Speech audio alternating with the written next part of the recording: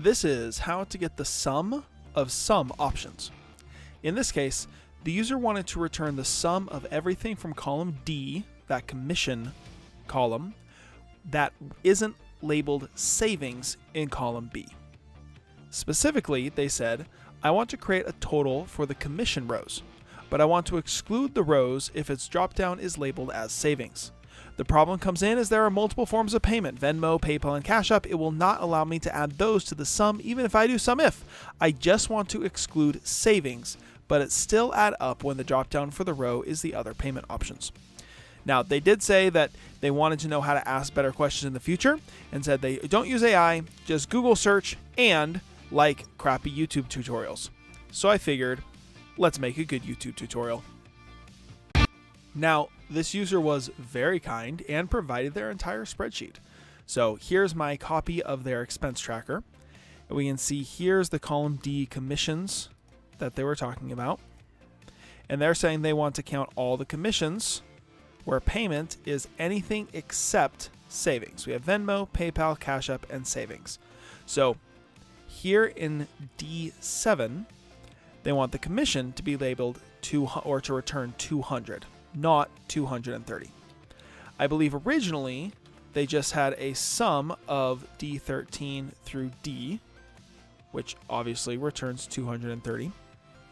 You could also do this using table notation. So if I do this,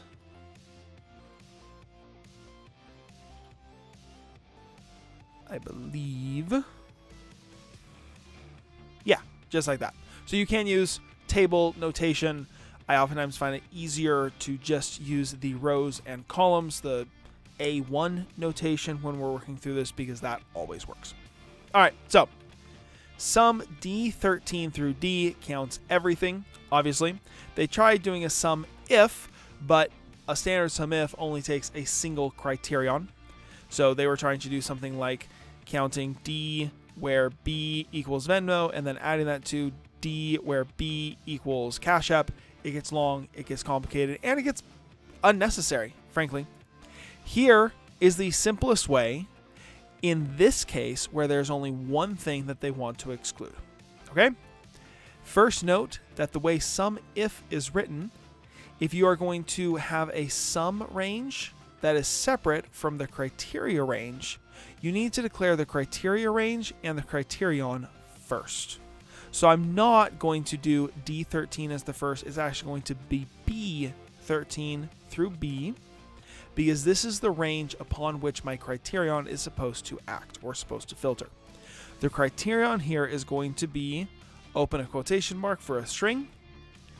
In these formulas, open bracket, close bracket, angle brackets is the not equal to symbol, right? Equal to, not equal to, savings, and then my sum range is going to be D13 through D. This, you can see, works. There are several other ways that you can do this. You can use a query function and return the sum of D where B is not equal to savings. You could use a filter function and filter all of D where B is not equal to savings and then sum all that. The only other way, though, that I would really suggest moving forward on this would be to use a SUMIF function in an array formula if there are multiple things you want to include and multiple things you want to exclude. So let's suppose that there was Venmo, PayPal, Cash App, savings, and also credit card or checking, something like that, right? In that case, rather than doing this simple exclusion, I'm going to do an inclusive sum for all the options. So if I do SUMIF, my range again is going to be B13 through B, but my criterion is going to open a brace, and it's going to be Venmo, PayPal, Cash App, and then again my sum range D13 through D. Now, this by itself will not work great, because if I come here and add PayPal, 50. This is now 250. This should be 250. It is not. Why? Well, if I change this to Venmo, it actually will be. Basically, SUMIF is not array enabled by itself. We need to do something to have it operate on an array. And here I've created an array.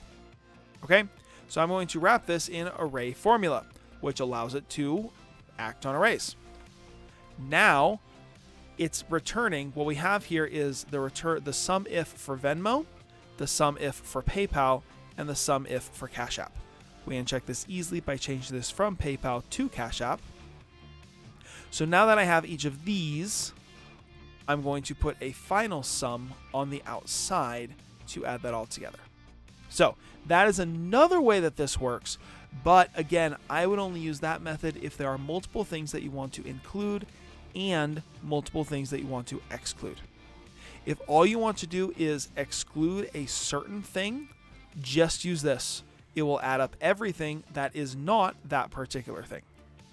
If all you want to do is include a particular type of thing, I could say Cash App. I don't even need the equal sign there. I just say Cash App as the criterion and it works. But if you want to include multiple things and exclude multiple things, I would use this method. But as much as you can, stick with the single function like this, the not equals savings or the equals what you want to add together. I do hope that this was helpful. I do hope that this is not a crappy YouTube tutorial and can be useful to you in the future. Thanks so much for watching.